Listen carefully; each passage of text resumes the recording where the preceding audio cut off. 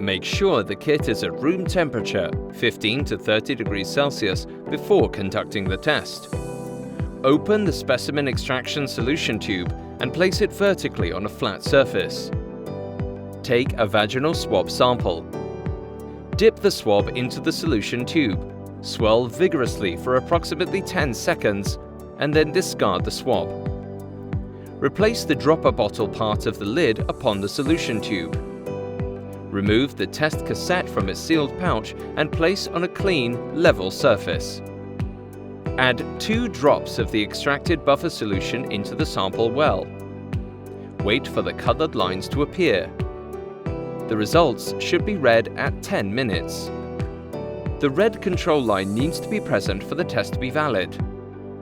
The absence of a control line means that the test is invalid and should be repeated. A positive test will be indicated when a red line appears in both the test area and control area.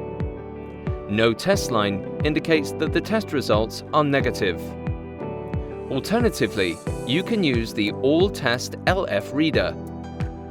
Finally, dispose of all test components according to your local clinical waste policy.